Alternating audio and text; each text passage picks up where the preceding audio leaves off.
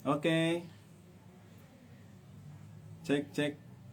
Halo foodpreneurs, welcome to Biz Night Chit Chat with Foodies. Program ngobrol-ngobrol santai yang menghadirkan narasumber menarik di bidangnya. Didedikasikan untuk kemajuan foodpreneur di seluruh Indonesia. Acara ini terselenggara atas kerjasama Foodies dengan Procis. Foodies First F&B EdTech in Indonesia, belajar bisnis dan berkarir di industri kuliner. Senang sekali malam ini, siang ini Business Chit Chat bisa kembali hadir menemani siangnya foodpreneur semua untuk berbagi insight menarik seputar dunia bisnis F&B. Teman-teman pastikan untuk simak terus hingga selesai karena akan ada hadiah goodie bag yang menarik spesial dari Procis bagi foodpreneurs yang beruntung. Cara mendapatkan goodie bag-nya cukup dengan screenshot acara Business Chit Chat ini lalu posting di IG story masing-masing dan tag ke @foodies.id dan @keju_procis. Sekali lagi, posting di IG story masing-masing dan tag ke @foodies.id dan @keju_procis. Untuk teman-teman yang mau bertanya, boleh tuliskan pertanyaannya di kolom Q&A yang ada di pojok kanan bawah. Nanti dari beberapa pertanyaan yang masuk dan beruntung akan kita pilih untuk kita jawab. Oke? Nah, di sini saya nggak sendirian karena siang hari ini kita akan ulik banyak hal menarik seputar inovasi dalam bisnis kuliner dari narasumber yang pastinya keren banget. Nah, udah hadir bersama kita semua narasumber yang akan kita tanya-tanya hari ini. Ini dia. Nanti ini perkenalan ya. Mas atau Pak atau gimana nih biasanya dipanggilnya, yang merupakan wakil direktur dari Rote Bakery, Bapak Mardika Wirahadi Alkowiyu, wakil direktur utama dari Rote Bakery. Oke, sambil menunggu, tentu siang ini teman-teman juga punya aktivitas yang nggak kalah menarik ya di bisnisnya yang sedang dirunning. Kami doakan semoga semuanya ada di dalam kelancaran dan bisnisnya terus berkembang ya bersama Foodies kita belajar bareng-bareng termasuk di siang hari ini. Oke, sudah tersambung dengan Pak Mardika. Mohon ditunggu sebentar ya teman-teman ya. Oke, nah jadi bisnis kuliner itu menantang banget ya, pasti buat teman-teman yang sudah menjalani, yang sudah berpengalaman ya menjalankan dari nol kemudian sampai sekarang, pasti ceritanya berbeda-beda gitu ya. Nah, siang hari ini kita juga akan menggali inspirasi dari Pak Mardika yang nantinya akan bercerita tentang bagaimana sih perjalanan beliau mengembangkan brand yang di Pekanbaru Riau ya, di Pekanbaru Riau, kemudian bisa menjadi brand dengan perkembangan yang sangat luar biasa. Ini kan bisa jadi inspirasi yang menarik buat teman-teman semua.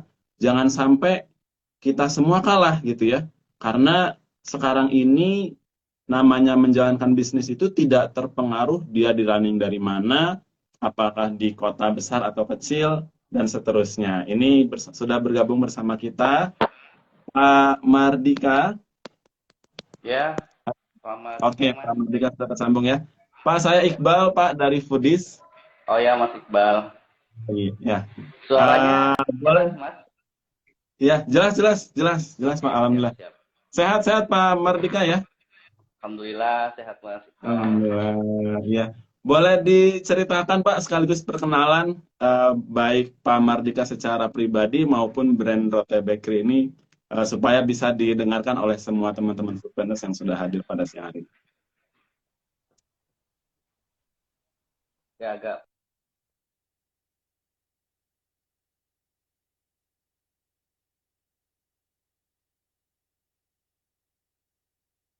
Oke, masih agak loading rupanya Pak Mardika.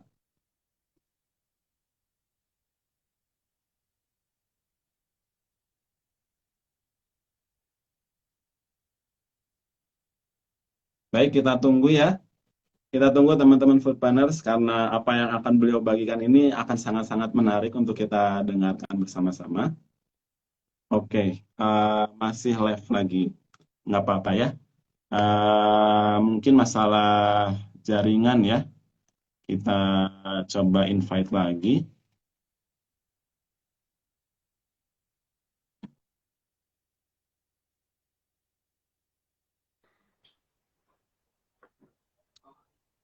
Oke, sudah tersambung lagi?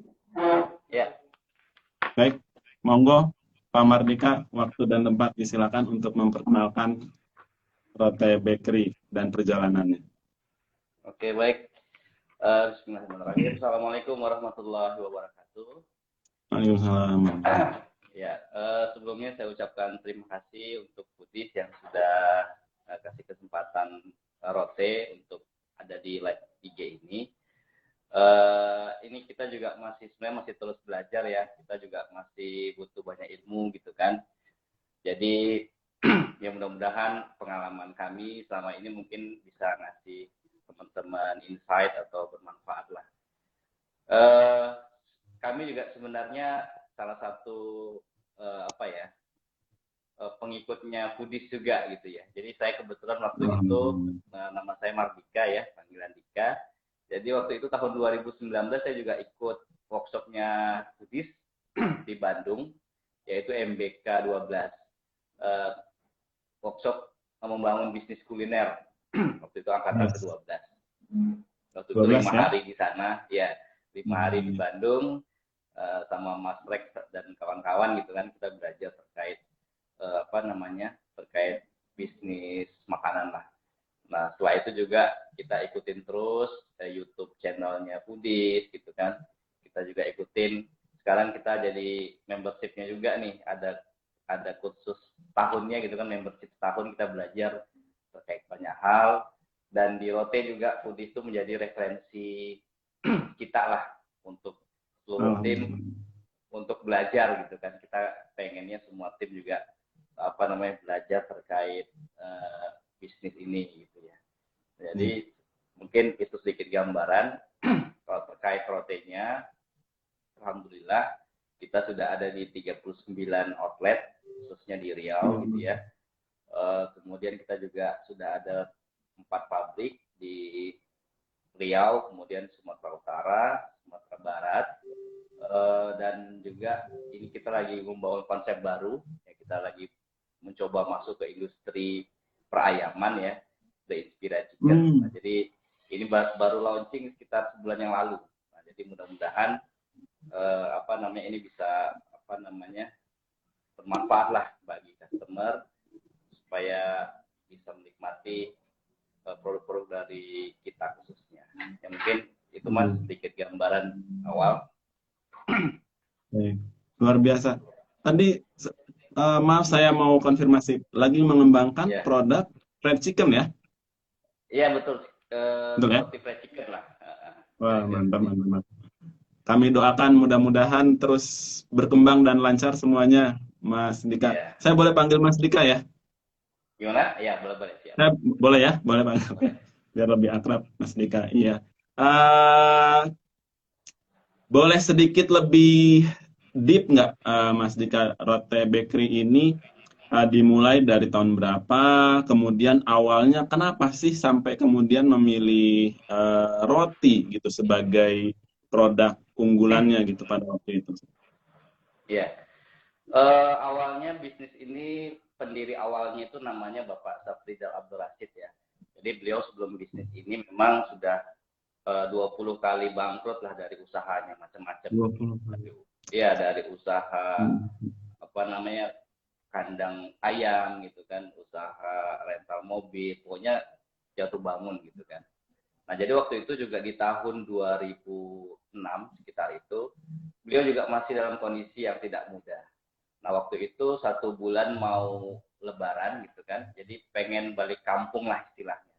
Pengen balik ke kampung ke tempat mertua waktu itu di Sumatera Utara.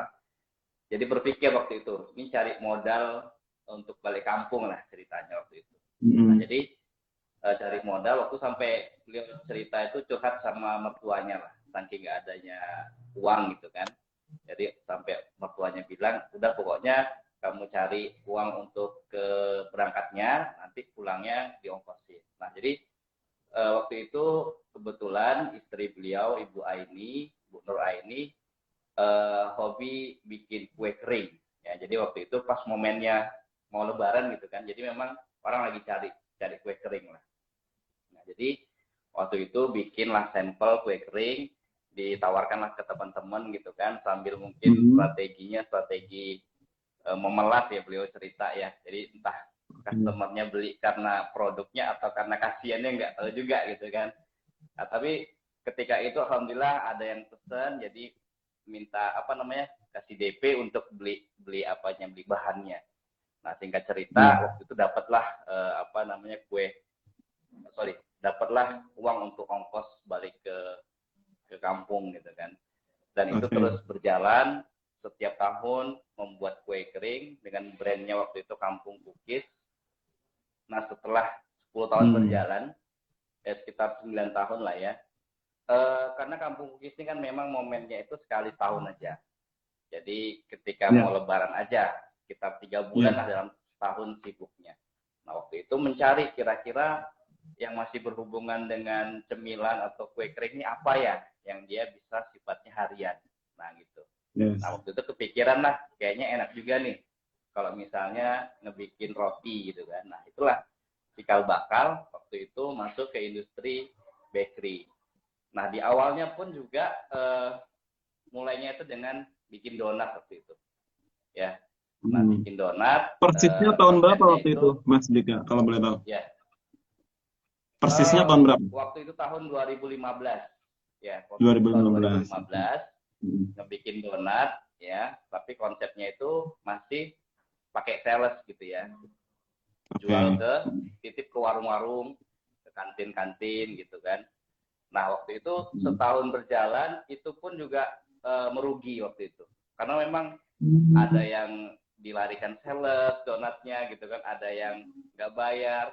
Nah, akhirnya waktu itu udahlah, di tahun 2016 bulan Januari tanggal 9 dirubah konsepnya menjadi konsep outlet seperti sekarang ini. Nah, itu pun juga di hari launching, karena memang nggak ada dana waktu itu ya, kita itu launchingnya itu cuman majuin etalase roti kita ke area parkiran.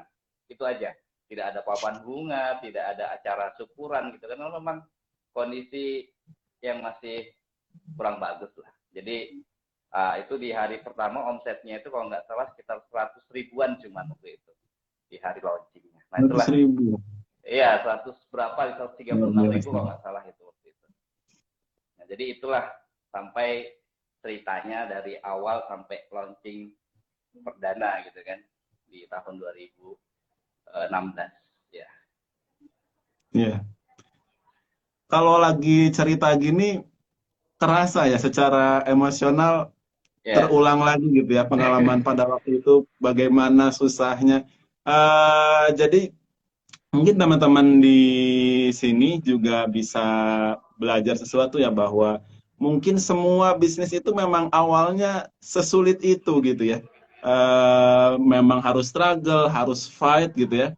Sehingga jangan menyerah gitu meskipun bahkan di awal launching itu hanya sekitar 100 ribu ya yang didapatkan pada waktu itu. Ternyata setelah diputar terus dengan tekun, usaha, doa, alhamdulillah sampai jadi sebesar ini gitu ya, Mas Dika ya.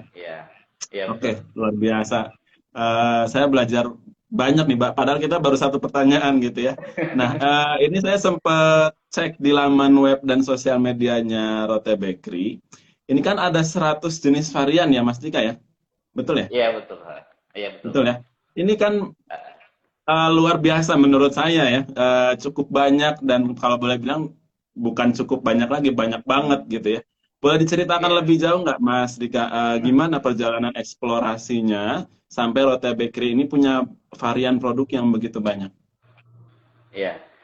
Jadi memang tentu bertahap ya. Di awal itu juga varian kita paling cuman sekitar 20 lah mungkin ya.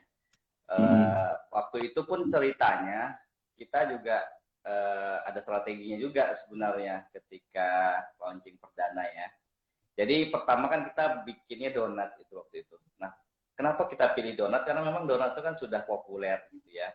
Nah, jadi kita punya semangat. Rote ini kan sebenarnya singkatan. Rote itu singkatan dari roti terenak termurah.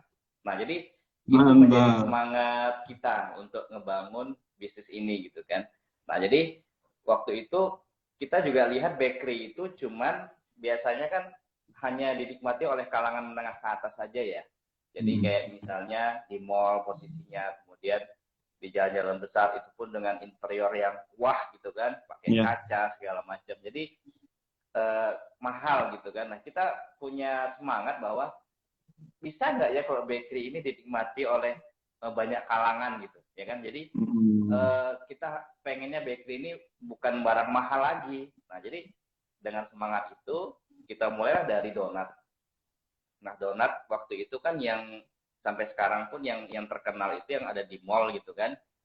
Eh, kita pengennya ngebikin rasanya seperti itu, tapi dengan harga yang lebih murah, kalau bisa setengah. Nah, itulah dia kita waktu itu trial sampai 68 kali. 68 kali kita trial, barulah kita dapetin formula yang rasanya ini menyamai ya, menyamai yang donat yang terkenal itu gitu kan, yang ada di mall gitu ya. Yang tapi harganya yang bisa setengahnya. Nah, jadi itu cerita awal kita ngedevelop produk.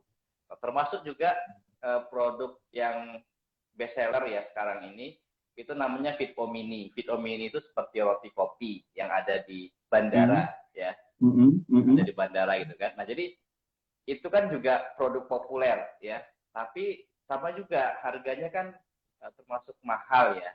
Nah, waktu itu kita bikin gimana ya caranya bikin roti kopi tapi harganya bisa 2000-an. Nah, itulah lahir namanya Fitpo Mini, ukurannya kecil gitu kan, harganya 2000-an. Akhirnya itu menjadi produk best seller kita sampai sekarang. Dan itu pun juga trialnya juga puluhan kali. Kita harus cari gimana ya bahan bakunya itu yang murah gitu kan, tapi secara rasa, secara kualitas oke. Nah, itu memang perjalanan yang luar biasa. Trialnya itu harus berkali-kali gitu kan, dan memang kita punya tim yang memang khusus trial aja, memang tim yang pokoknya tiap hari kerjaannya udah trial aja. Nah, itu memang kita bagi-bagi tugas lah sama bagian Ada ya? R&D lah. Ada tim kita yang bagian Terus jadi dia gitu. terus setiap hari itu ya, Ya, secara reguler terus mengembangkan produk baru ya. iya, jadi itulah mungkin kenapa bisa sampai 100, karena memang ada tim kita yang khusus ngedevelop produk itu gitu kan. Nah, jadi memang kalau di makanan ini kan kuncinya salah satunya itu harus enak ya, harus enak, harus murah gitu kan. Nah, kalau misalnya kita bisnis makanan tapi makanannya nggak enak kan agak tidak mudah gitu kan. Nah, untuk bikin mencari enak itulah memang di balik itu ya ada bagian R&D yang memang berjuang di sana gitu kan, kira-kira gitu.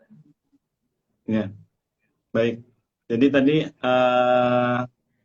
kita mulai dari kita mau bikin produk yang seperti apa nih kriterianya gitu ya. Ya. Terus setelah itu kita otak-atik formulanya sampai ketemu dan ternyata bisa ya. Maksudnya saya kira produk yang premium itu pasti di balik itu ada mahal gitu ya. Kenapa dia bisa mahal itu karena mungkin ongkos produksinya pun mahal. Ternyata kita bisa menyamai kualitas produk premium itu dengan kemudian harga produk yang bahkan setengahnya itu bisa ya, Mas Dika ya? Betul.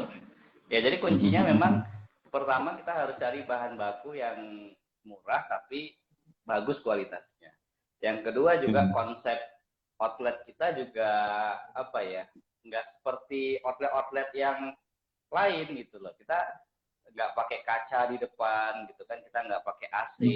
Jadi konsepnya itu fresh from the oven. Jadi customer itu bisa ngelihat experience dari kita masak roti gitu kan. Nah, jadi itu merupakan nilai apa ya, nilai lebih lah bagi customer, karena kan customer pengen yang fresh gitu ya, yang betul-betul fresh lah, baru keluar dari oven gitu kan, enak tuh, masih anget-anget gitu kan.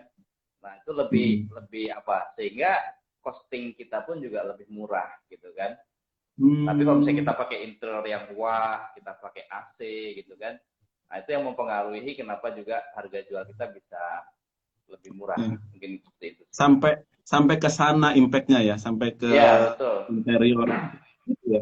Saya jadi penasaran nih. Mudah-mudahan ada rezekinya saya nanti bisa main ke outlet-outletnya Kota Bakery ya. Saya Iya, beneran penasaran, Mas Dika.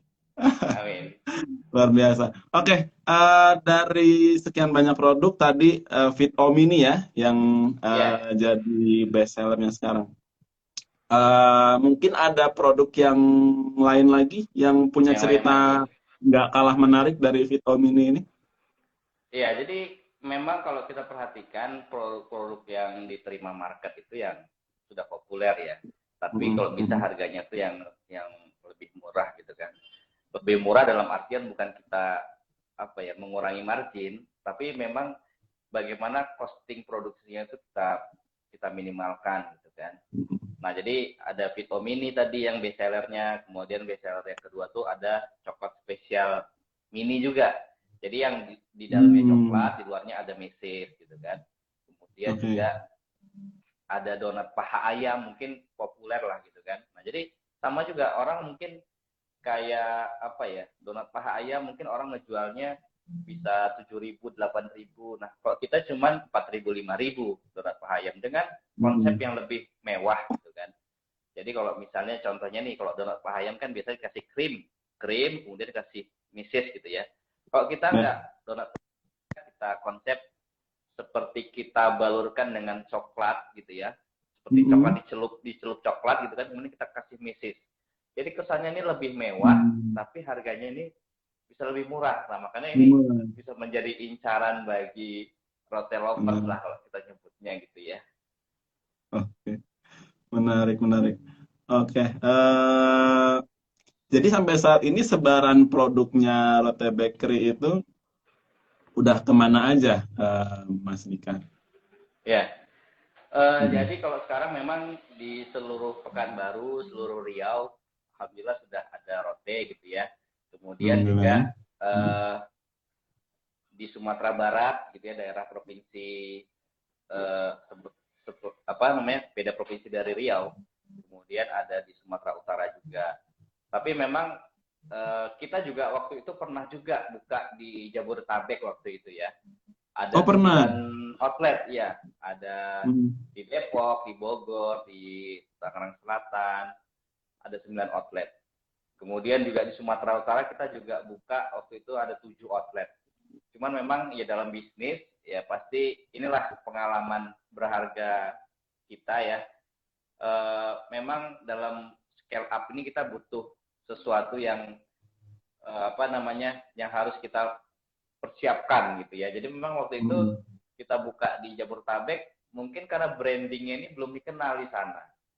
Ya akhirnya ya terpaksa kita karena mungkin nggak nutup gitu ya secara bisnis, akhirnya kita pindahkan seluruhnya ke Riau. Dan alhamdulillah hari ini sudah jauh lebih baik lah.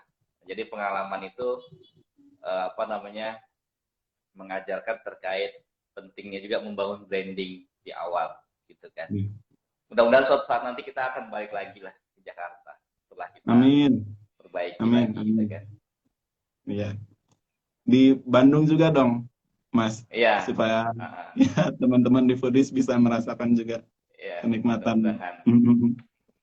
Oke, 6 tahun berarti ya.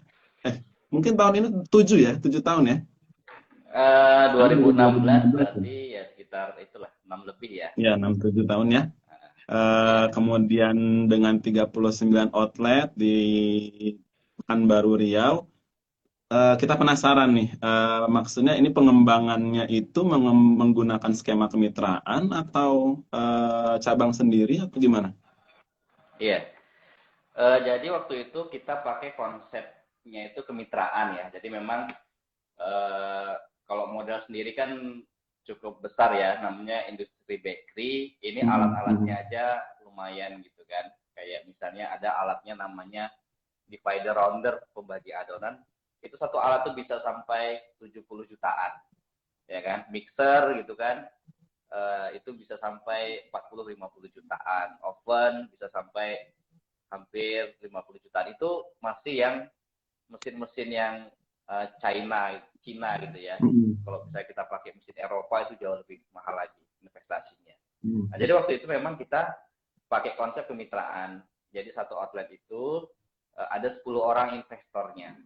Jadi misalnya modalnya sekitar 500 gitu kan, kita bagi 10, jadi per orang sekitar 50. Kenapa? Karena biar lebih ringan. Kalau satu orang 500 juta misalnya gitu ya modalnya, kan cukup berat. Nah dengan seperti itu maka banyak yang tertarik. Nah jadi kebanyakan outlet kita itu pakai sistem kemitraan, sistem yang bagi hasil. Jadi setiap bulan kita kasih reportnya lah bagi hasilnya ke mitra kita, untuk investornya dan gitu. Iya, iya. Jadi satu investor itu dibatasi untuk tidak lebih dari 50 juta yang disuntikan gitu ya? Untuk satu outlet? Ya intinya satu outlet itu harus 10 orang. Nggak boleh harus 10 orang gitu kan.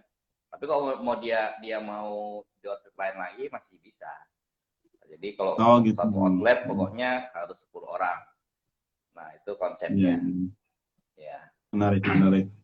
Jadi gotong royong ya? Iya betul, konsepnya gotong royong sudah. Bareng-bareng tuh gitu. Oke. Nah boleh dibagi dong Mas Dika gimana kunci-kunci serta tips membangun bisnis bakery ini bisa scale up yang dilakukan oleh Rote Bakery yang berbeda mungkin dari kebanyakan bisnis pada umumnya. Tips-tipsnya apa aja? Memang dalam membangun bisnis ini sebelum kita scale up ya, kita harus memastikan dulu bisnis kita ini memang diterima market lah gitu ya. Jadi secara konsep kita harus punya konsep yang berbeda gitu kan. Seperti tadi kita modalnya dengan kemitraan, kemudian produk-produk kita juga harus yang terbaik, artinya produk populer tapi dengan harga yang bisa murah gitu kan. Kemudian kita juga sebenarnya bagi hasil juga sama tim, sama karyawan gitu kan, pro tim kami sebutnya. Jadi mereka pun juga mendukung kita gitu loh. Jadi ketika omsetnya naik, profitnya naik, otomatis penghasilan mereka juga di bulan itu bakal ngikutin sesuai dengan profitnya gitu kan. Nah, jadi ini juga konsep yang sangat membantu kita lah gitu kan. Nah, jadi dukungan dari teman-teman di outlet itu sangat berperan besar dalam kemajuan outlet tersebut gitu kan. Nah, kemudian juga sebagian profit kita alokasikan juga untuk kegiatan sosial lah di lingkungan outlet. Nah, jadi memang yang pertama memang kita harus memastikan dulu konsep bisnis kita ini bagus dan sudah diterima oleh konsumen gitu kan, secara produk dan lain sebagainya. Kenapa? Karena bisnis itu kan ada 3 tahap sebenarnya. Tahap starting, kemudian running, dan growing. Ini kalau versi kami ya. Jadi kalau starting ini tugas kita adalah gimana bikin produk yang laris gitu loh. Orang rela ngantri gitu kan. Orang pokoknya produk ini betul-betul diterima lah. Kalau value produknya nggak diterima kan susah juga gitu kan. Artinya tugas kita di starting ini gimana caranya duit masuk. Artinya produk yang kita bikin ini betul-betul market itu terima. Nah, kemudian setelah starting ini barulah kita berpikir untuk running. Running ini tugasnya adalah kita membangun sistem tadi. Bagaimana sistem SOP-nya, produksinya, kemudian SDM-nya, kemudian mungkin marketing dan lain sebagainya. Nah, kemudian tahap ketiga baru growing tadi. Barulah kita buka outlet-outlet, kan? Kemudian ya intinya bertumbuh lah. Nah, jadi setelah produk kita oke, pelayanan kita oke, sistem kita oke, barulah kita berpikir untuk membuka outlet. Nah, itu yang pertama. Yang kedua, ini pengalaman kami juga yang seperti yang saya bilang tadi, kita buka di Jabodetabek, kita buka di Sumatera Utara, kemudian alhamdulillah harus tutup dan kita tarik seluruhnya ke Riau.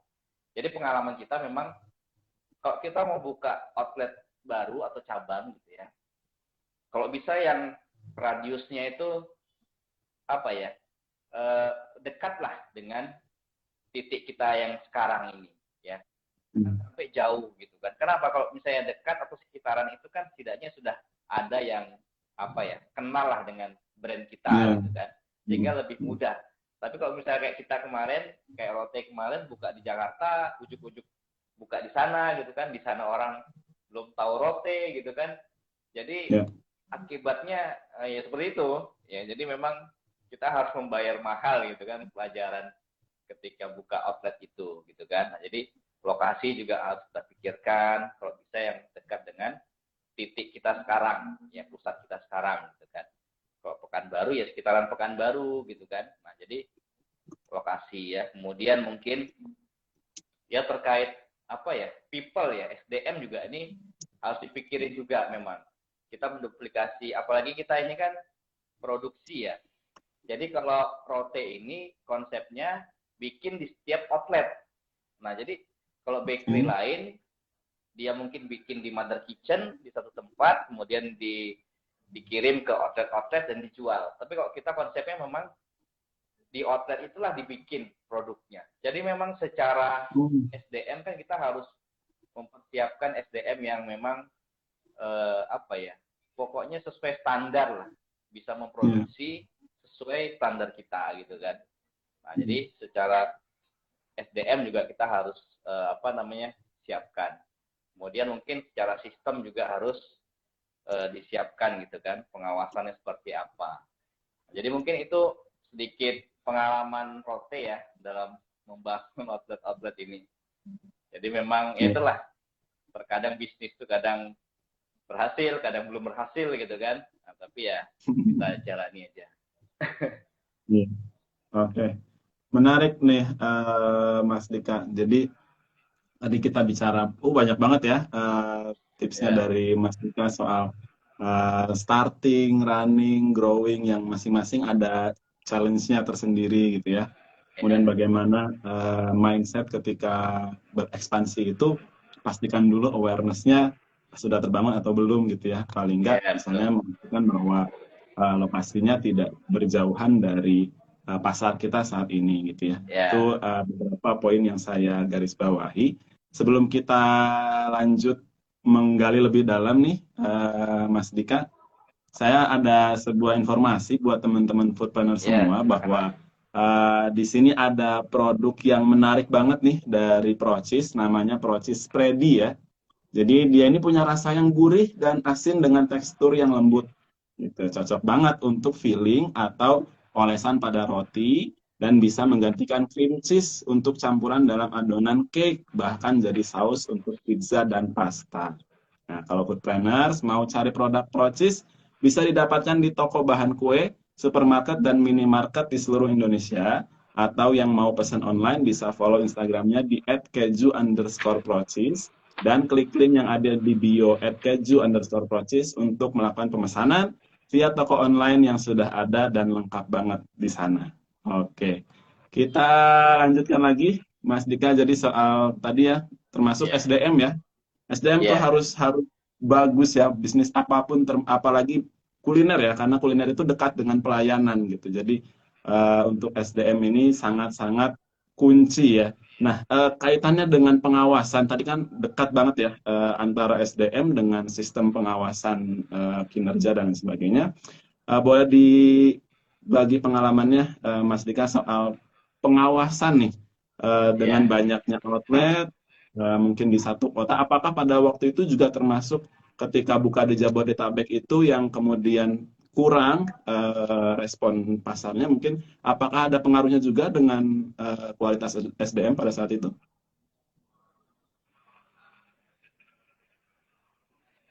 Iya. Jadi memang salah satu juga kenapa kita belum berhasil di Jabodetabek memang juga terkait SDM yang belum siap ya. Jadi memang kuncinya itu memang sistem pengawasan dalam artian untuk quality controlnya, kemudian secara sistem juga harus terintegrasi ya, artinya kita harus bisa memantau kondisi outlet terkini gitu kan. Makanya dari sistem internal kita juga kita membuat aplikasi yang memang kita bikin untuk supaya kita bisa mantau terkait kondisi outlet gitu kan secara real time. Nah, itu dari sistem IT kita gitu kan. Kemudian juga yang paling penting juga sebenarnya di apa ya, budaya kita ya. Jadi ini kalau di kami memang ada tiga pilar ya di internal kita, di SDM kita. Pertama itu adalah spiritual company, kemudian yang kedua ada life academy, kemudian yang ketiga adalah social planner.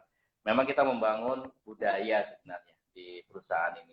Bagaimana kita membangun budaya yang pembelajar gitu ya. Jadi memang training ini kalau di Rote memang satu hal yang wajib gitu ya. Makanya Udis tadi saya bilang menjadi salah satu referensi kita. Jadi seluruh tim manajemen, khususnya manajemen inti itu hari ini wajib itu belajar Udis gitu kan. Karena memang kita pengen juga kedepannya yang menjadi apa ya, penerus gitu ya. Menjadi penerus bisnis-bisnis kita gitu kan. Kayak misalnya sekarang kita bangun The Inspirasikan gitu kan. Ini ya teman-teman yang sudah senior lah gitu ya. Yang itu yang kita harapkan untuk memimpin bisnis itu gitu kan. Kita bantu, kita support. Nah, mereka menjalankan. Nah, jadi konsep kita di sini tadi selain kita berbagi hasil ya, kemudian kita juga pengen seluruh tim ini untuk menjadi pengusaha selanjutnya. Nah, jadi ini juga sama juga dengan visinya Budis ya. Kalau nggak salah membangun 1 juta pengusaha kuliner ya di Indonesia ya. Kalau nggak salah ya. Nah, jadi memang kita itu pengennya yang hari ini mungkin orang sebutnya karyawan, ini harus menjadi pengusaha gitu loh. Makanya disebutnya jadi karya usahawan kalau di Rote gitu ya. Kenapa? Karena mereka harus menjadi pengusahanya ke depannya. Makanya pembelajaran seperti ini wajib kepada mereka. Karena mereka disiapkan untuk menjadi pengusaha-pengusaha yang selanjutnya gitu ya. Nah, juga terkait mungkin tadi training, ya mungkin ada juga bangun tim QC ya, quality control dan lain sebagainya. Yaitu mungkin standar lah ya. Tapi yang paling kami rasakan itu memang budaya tadi, budaya perusahaan itu memang apa ya, sangat pengaruh besar. Jadi kalau sudah kita bangun budaya, pengawasan yang tidak terlalu ketat pun juga nggak ada masalah, karena kita sudah membangun budaya tadi. Tapi kalau misalnya budaya kita tidak bangun, pengawasannya capek gitu ya, dan apa ya, pasti selalu akan ada celah gitu loh. Selalu akan ada celah. Tapi kalau sudah kita bangun budaya-budaya kebaikan di perusahaan ini, insya Allah, dan perusahaan ini pun juga akan menjadi milik bersama gitu ya, kita berbagi saham dan lain sebagainya, ya insya Allah kita dapat dukungan lah dari teman-teman di tim gitu kan, kira-kira seperti itu. Luar biasa. Mudah-mudahan ini bisa jadi pelajaran juga ya buat teman-teman di sini, karena memang di level UMKM apalagi yang benar-benar baru merintis itu kan masalah SDM itu sangat-sangat kritikal ya, artinya masih baru mulai membangun trust antara karyawan dengan atasan dan sebagainya.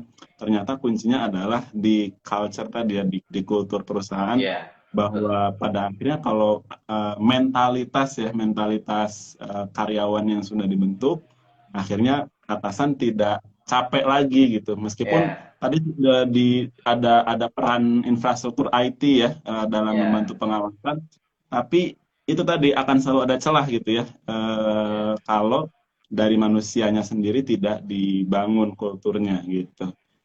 Gitu ya teman-teman ya, mudah-mudahan bisa dicatat nih, penting banget poin itu ya. Nah, pemasarannya sendiri Rote Bakery itu pakai reseller nggak sih, Mas Dika? Kalau boleh tahu? Iya. Jadi memang kita untuk di Rote ini ada dua divisi lah gitu ya. Divisi outlet gitu ya, ada yang divisi factory tadi. Jadi memang di divisi outlet ini ya orang customer belanja datang ke outlet kita gitu kan. Seperti biasa lah. Kemudian ada yang di factory. Nah, ini memang kita pakai sistem keagenan. Jadi kita ada agen atau sales ya. Cuman dia bukan sales internal kita. Kita mencari istilahnya pedagang-pedagang yang ingin menjualkan produk kita, karena memang untuk di pasar-pasar kantin-kantin sekolah, kantin-kantin kantor gitu kan, kemudian juga di warung-warung itu memang belum terjamah lah kalau untuk outlet. Jadi untuk memperkuat itu kita bangun factory tadi. Jadi nanti ada agen yang melakukan penjualan ke sana. Jadi mereka beli ke kita, nah kita agen itu nanti akan memasukkan ke warung-warung dan kantin-kantin. Nah jadi itu yang membantu kita branding juga sebenarnya. Branding, cuman di situ produknya nggak banyak, cuman sekitar di bawah sekitar 5 produk lah yang memang yang best seller tadi. Jadi harapannya dengan seperti itu brandingnya dikenal sehingga customer mungkin yang pengen varian yang lain, nah itu dia bisa datang ke outlet. Nah jadi untuk memperkenalkan branding juga. Jadi makanya kenapa kita saat ini buka factory-nya di Sumatera Barat, kita buka factory-nya di Sumatera Utara gitu kan, itu bagian dari strategi juga. Branding dulu di daerah itu, nah kemudian nanti kalau sudah kuat bisa jadi kita akan buka outlet-nya di sana. Nah, jadi supaya lebih dikenal, karena untuk untuk factory ini dia seperti jemput bola gitu ya, artinya satu sales kan nanti agen tuh dia akan membawa kemana sehingga brand itu bisa kemana-mana gitu loh. Beda kalau outlet kan kita satu titik harus mendatangkan customer ke titik itu gitu kan. Nah jadi strategi agen ini yang sangat membantu penyebaran branding tadi untuk supaya dikenal lah kira-kira seperti itu. Jadi semua agen itu membawa benderanya Rote ya, tidak ada yang katakanlah misalnya white label gitu, bawa rotinya juga, terus kemudian brandnya boleh apapun terserah, nggak gitu ya. Jadi semuanya tetap menyebarkan awareness tentang Rote ya. Ya tetap pakai brandnya Rote gitu ya. Nah jadi memang untuk di agen ini kita sistemnya memang beli putus ya. Jadi agen itu beli ke kita dengan putus, jadi tidak ada retur. Ini juga untuk meminimalkan cost juga. Tapi margin untuk agen memang kita besarkan, gitu kan. Kemudian ya ditambah seperti reward dan lain sebagainya seperti biasa lah. Nah, jadi alhamdulillah hari ini agen tuh sangat antusias lah ya. Jadi memang semakin hari semakin banyak juga yang menjadi agen di kita. Gitu. Alhamdulillah ya. Yeah. Alhamdulillah, berarti perkembangannya masih terus berkembang ini kalau dilihat dari cerita pertumbuhan agennya. Kalau gitu sekarang kita bicara peluang nih Mas Dika. Dari sudut pandang Mas Dika sendiri, mungkin gitu ya, di antara teman-teman yang menyimak IG Live siang hari ini, ada yang masih bertanya-tanya sebetulnya peluang bisnis bakery itu ke depannya sebesar apa sih gitu ya. Dan juga mungkin tingkat persaingannya dan lain sebagainya, barangkali bisa di-sharing Mas Dika. Ya, jadi kalau industri bakery atau roti pada umumnya memang kita lihat sangat besar ya potensinya. Kenapa? Karena memang roti ini sudah menjadi pengganti nasi lah kalau sekarang ya. Yes. Jadi memang kalau roti ini kan praktis gitu kan. Saat kita berpergian, mungkin nggak sempat sarapan, terus cukup beli roti gitu kan, misalnya di jalan atau di mana gitu kan. Nah, jadi memang secara market ini gede banget gitu ya. Jadi kayak perusahaan-perusahaan roti yang besar hari ini kan juga sangat besar juga omsetnya gitu kan. Nah, tapi dia itu kan produksi di sentral. Nah, jadi kalau misalnya kita bisa ngebangun di daerah kita produksi roti sendiri, ini akan jauh lebih baik. Kenapa? Karena perusahaan-perusahaan besar itu kan ketika misalnya perjalanan untuk ke daerah itu, misalkan itu costingnya tinggi, biaya distribusinya tinggi, kemudian belum lagi isu-isu bahan pengawet dan lain sebagainya. Jadi kita bisa mengangkat isu-isu lokal sebenarnya. Jadi kita bisa bikin roti yang lebih fresh, yang bisa ya istilahnya lebih murah karena memang biaya produksinya bisa lebih murah gitu kan, dan juga dapat dukungan lokal. Nah jadi secara potensi masih cukup besar lah, dan juga tadi industri ayam juga cukup besar juga potensinya gitu juga tambah ke sana juga. Jadi kalau kita lihat data-data lah dari GoFood gitu ya, kan GoFood kan biasa ada ngeluarin data itu kan. Memang kalau yang paling banyak itu ayam gitu kan, perayaman gitu kan, karena memang itu produk yang populer juga. Cuman kalau roti ya, saya pikir akan masih terus bagus karena memang ke depan masyarakat pengen yang lebih praktis gitu kan bisa kita bikin roti-roti yang varian yang isi ayam, isi daging gitu kan, sehingga cukup lah untuk makan siang gitu kan. Nah, jadi insya Allah kalau misalnya industri makanan ini selagi masih ada manusia gitu ya, kan manusia butuh makan pastinya gitu ya, insya Allah masih terus inilah. Cuman bagaimana kita bisa lebih baik secara produk, secara harga gitu kan. Tantangannya itu sebenarnya. Jadi memang karakteristik roti itu dia hampir seperti tadi ya, bisa menggantikan nasi, tapi lebih praktis karena bisa dibawa kemana-mana gitu ya. Itu terutama karakteristik produk yang lebih unggul dari kebanyakan produk-produk lainnya di bisnis kuliner gitu untuk roti. Jadi pemahaman itu ya teman-teman yang harus dipahami bahwa kedepannya masih terbuka luas kok gitu ya peluang di bisnis bakery ini. Oke. Nggak kerasa nih, Mas Dika, kita udah 45 menit lebih nih ngobrol. Sudah banyak pertanyaan yang masuk, Mas. Ini di saya aja 62 pertanyaan. Luar biasa.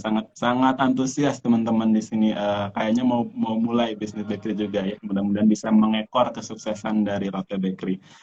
Di antara pertanyaan yang menarik saya coba angkat adalah bicara soal tren, Mas Dika, pernah nggak gitu ya jual produk yang saat itu benar-benar lagi diminati, terus ternyata cuma sebentar, gitu. Ternyata cuma sebentar, habis itu orang-orang nggak nyari lagi produk itu. Pernah pengalaman begitu atau gimana ketika menyikapi satu tren di tengah masyarakat, Rote Bakery ini mendekatinya dengan cara seperti apa?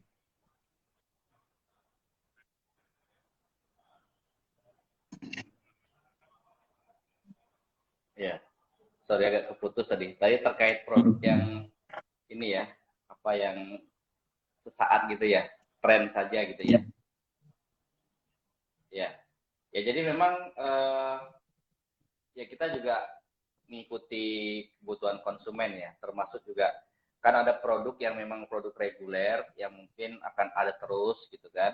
Ada memang produk-produk yang seasonal, artinya yang memang tren aja. Misalnya kayak kemarin itu mungkin teman-teman tahu ada varian garlic gitu ya.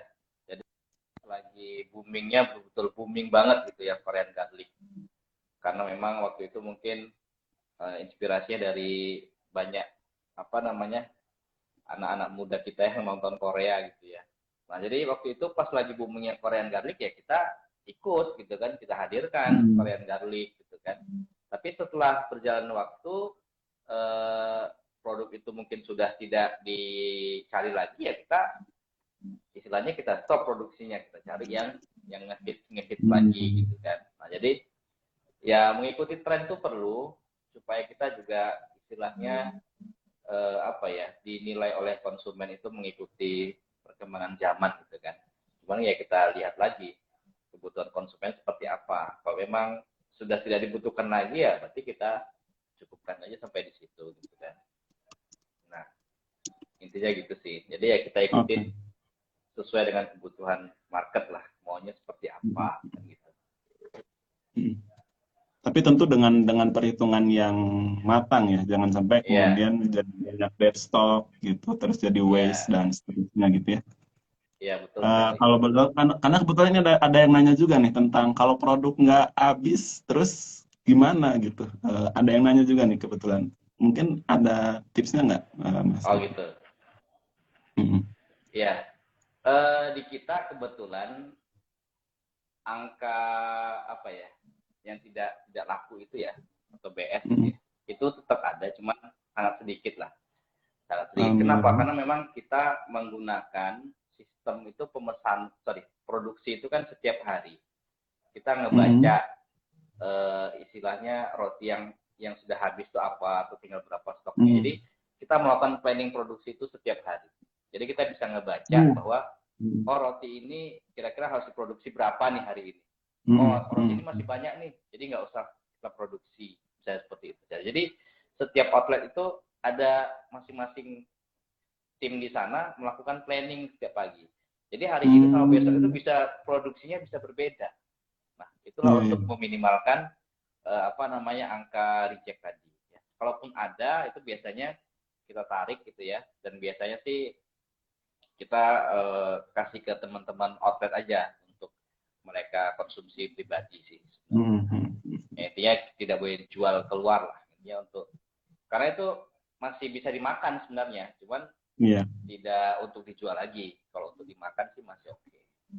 Tapi itu sangat sedikit lah, karena memang kita menggunakan sistem planning produksi setiap hari kan gitu, mengikuti dengan persediaan stok tadi. Ya. Seperti itu. Jadi banyak ketolongnya itu karena setiap outlet punya dapur produksi sendiri, gitu ya. Terus setiap hari melakukan planning produksi, tiap hari itu Mas ya? Iya, tiap pagi itu planning produksi, kita hitung stoknya gitu kan. Kemudian ada data juga rata-rata roti ini terjual berapa sih gitu kan. Nah, misalnya kalau stoknya tinggal 5, rata-rata penjualan itu 1 bulan itu perharinya katakanlah 10, berarti kita harus produksi 5 aja. Nah, sehingga angka reject itu sangat sedikit lah kalau di kita. Ya.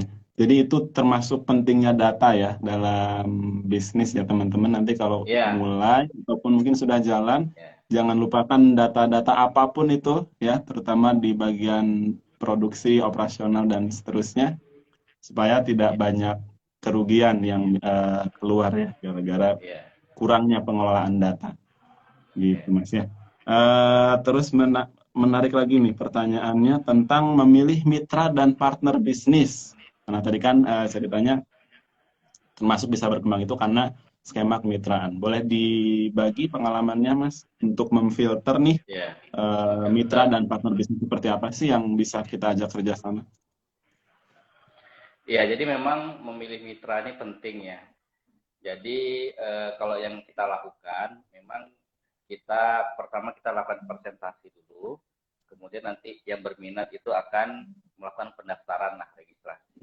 Nah, dari registrasi itu kita akan melakukan yang namanya penyamaan visi misi dulu.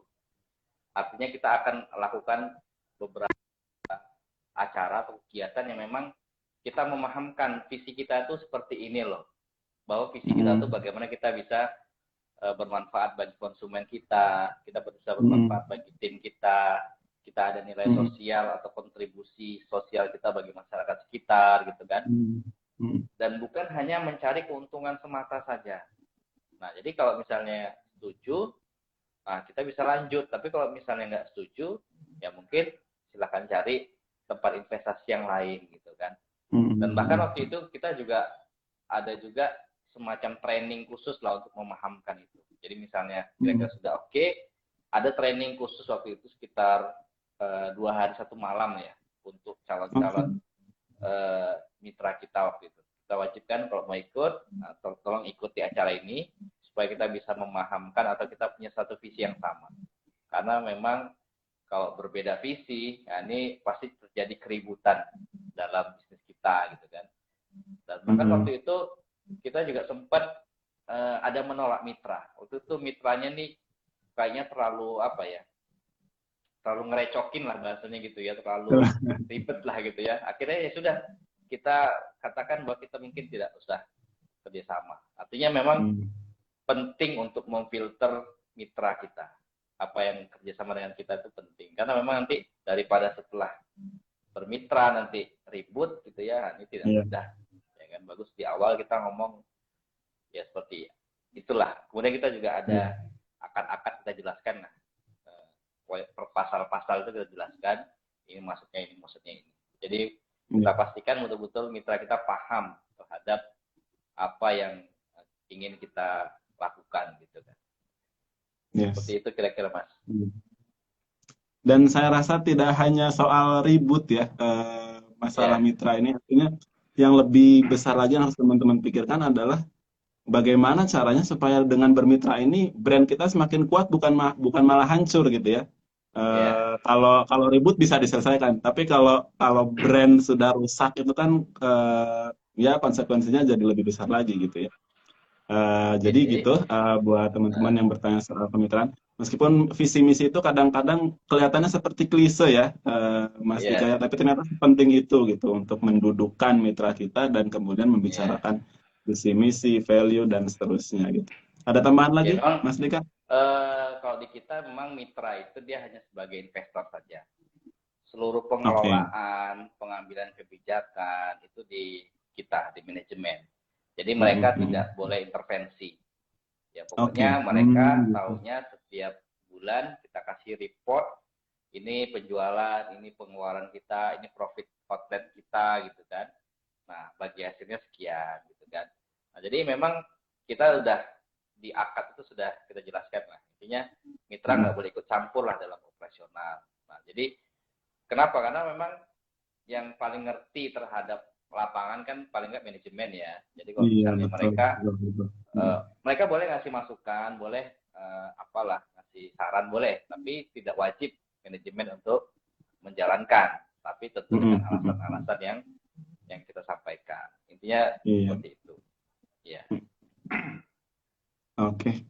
Ini sangat membuka mata nih sharingnya pada siang hari ini.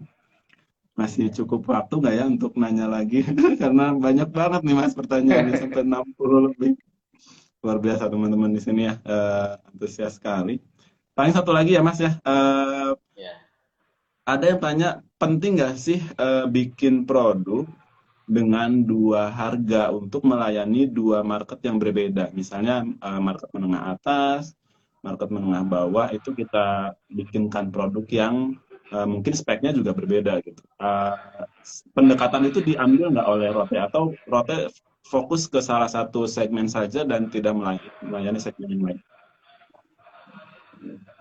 Kalau saat ini sih kita masih satu harga ya, satu harga. Cuma kita ngebedain ukuran aja. Misalnya kayak tadi kan Fitco Mini, itu yang ukuran mini. Kalau harga sekarang sekitar 3 ribuan lah. Tapi ada lagi yang ukuran besarnya. Nah ini yang ibaratnya premiumnya lah gitu ya. Nah itu harganya di angka 7.000, 8.000 gitu kan. Nah, jadi kita ngebedain ukuran supaya bisa ngejual harga yang berbeda. Jadi kalau misalnya konsumen pengen yang murah, mungkin yang kecil-kecil aja gitu kan. Tapi kalau pengen yang premium gitu kan, nah kita tawarkan yang besarnya tadi. Nah itu yang kita lakukan sekarang sih. Tapi kalau untuk satu produk dua harga sih nggak ada ya. Memang biasanya sih customer itu kan mereka punya budget ya. Nah kita menyesuaikan aja. Kita bikinkan roti yang harga 2.000, 3.000, 4.000, 5.000 sampai yang paling mahal tuh bisa sampai 30.000 ada juga. Nah, jadi tinggal customer ada mau ya, pilih yang mana. Ya itu yang betul-betul premium banget lah. Nah, jadi memang yang memang tinggi lah gitu kan harganya gitu kan. Ada memang customer yang mencari yang seperti itu ada. Mencari itu ada ya, luar biasa memang. Kalau udah bicara market tuh banyak banget yang bisa dieksplor ya, sampai ternyata ada roti yang mereka mencari di rentang harga segitu dan mereka nggak masalah gitu. Yang penting kualitasnya memang terjamin dan premium gitu ya. Oke. Mungkin barangkali kita sudah sampai di penghujung acara, Mas Dika. Barangkali ada closing statement buat teman-teman di sini. Ya mungkin dari sisi entrepreneurship atau pengelolaan bisnis, atau tadi mau menekankan soal kultur atau apa, boleh mungkin sebagai titipan buat teman-teman semua di sini. Ya baik. Jadi kalau kita ngomongin soal bisnis ya, bisnis kan soal kita melayani ya. Jadi ketika kita bisnis, bagaimana bisnis kita ini bisa memberikan manfaat sebenarnya. Nah, manfaat yang pertama untuk masyarakat.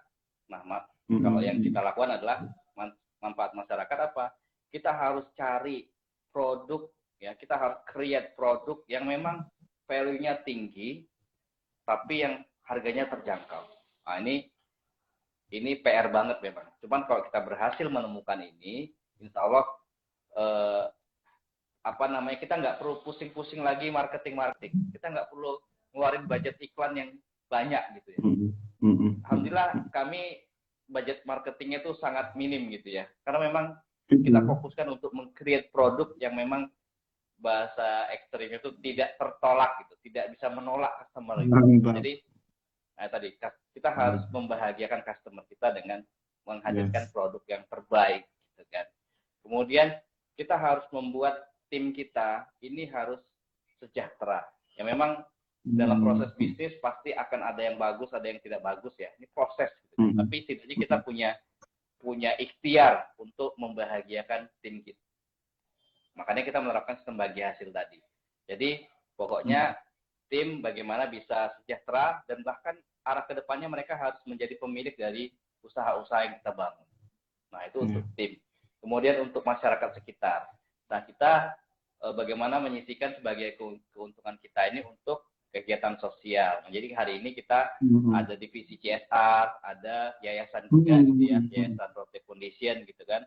Nah jadi kalau Yayasan Foundation ini Rote Foundation ini ada bergerak di berbagai bidang, jadi kayak misalnya kesehatan, kita punya ambulan gratis, gitu kan, punya rumah singgah gratis, gitu kan, kemudian ada bantuan-bantuan kesehatan juga untuk masyarakat sekitar, gitu kan. Nah, kalau pendidikannya kita ngasih beasiswa untuk masyarakat sekitar yang kurang mampu, gitu kan. Kemudian kita punya pesantren entrepreneur, kita punya rumah tahfiz gratis gitu kan, bagi yang kurang mampu gitu kan. Nah jadi terus kegiatan-kegiatan semacam pembersihan rumah ibadah, masjid dan lain sebagainya. Jadi intinya kita harus punya dampak positif lah bagi lingkungan kita.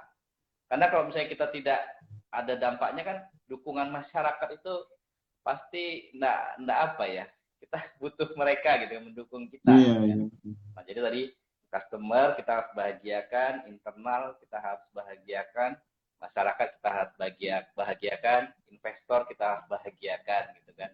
Investor dengan cara apa ya? Untuk bagaimana bisnis ini bisa profit, ya kan? Bisa punya hasil yang bagus gitu kan. Ya memang dalam kondisi perjalanan pasti ada bagus ada enggak gitu. Tapi kan kita berusaha untuk bagus gitu kan. Nah, jadi kesimpulannya adalah kalau bisnis kalau bisnis tidak punya laba, tidak punya profit, itu namanya cuma hobi saja, gitu kan. Nah, tapi kalau bisnis cuman mencari keuntungan sebanyak-banyaknya untuk pemilik usaha, itu kami sebutnya eksploitasi ya. Tapi jadilah bisnis yang memberikan manfaat bagi customer, bagi masyarakat, bagi karyawan, bagi investor, gitu, bagi masyarakat sekitar. Karena sebaik-baik manusia yang bermanfaat. Sebaik-baik bisnis yang bisa memberikan manfaat bagi sekitar kita. Ya mungkin itu yang bisa saya sampaikan, Mas. Menarik. Jadi tidak hanya soal pengelolaan bisnis ya, teman-teman, yang kita pelajari siang hari ini. Lebih dari itu ternyata filosofinya Rote Bakery ini benar-benar luar biasa. Saya salut banyak banget tadi program-program CSR-nya. Mudah-mudahan bisa terus berlanjut dan semakin besar dampaknya buat masyarakat sekitar. Dan tentunya kita harus meyakini ya bahwa sebanyak apa yang kita bisa berikan kepada orang lain, sebanyak itu juga yang akan kembali kepada kita, gitu Mas Dika ya? Ya, betul sekali. Iya, siap. Mas Dika, terima kasih atas sharingnya. Biasanya kita menutup sesi sharing ini dengan foto bersama nih. Jadi nanti di sini buat teman-teman yang ingin mengabadikan sesi ini, nanti akan ada hadiah goodie bag yang menarik dari Procis buat teman-teman yang terpilih. Jadi saya akan komando nih dari sini, Mas Dika. Nanti kita foto dengan gaya seperti ini, foodies ya. Udah siap ya, nanti dari tim akan ambil screen capture-nya. 1, 2, 3. Oke. Sip. Ya, terima kasih sekali lagi Mas Dika. Salam buat Rote Bakery dan tim ya.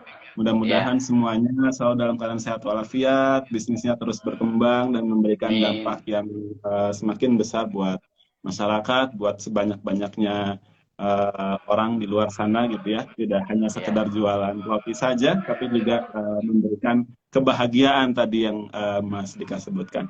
Kemudian terima kasih untuk teman-teman yang nonton juga. Terima kasih. Semoga sharing hari ini bermanfaat buat teman-teman food planner yang nonton dan juga menjadi pahala ya buat tim Rote Bakery dan pribadinya Mas Dika. Sampai ketemu di bisnis berikutnya. Iqbal, Pudis, untuk teman-teman juga terima kasih banyak. Ya semoga bisa menginspirasi, setidaknya ada pelajaran yang bisa diambil. Jadi kalau ada salah-salah, saya mohon maaf. Terima kasih. Assalamualaikum warahmatullahi wabarakatuh. Waalaikumsalam warahmatullahi wabarakatuh. Maju terus pebisnis kuliner Indonesia.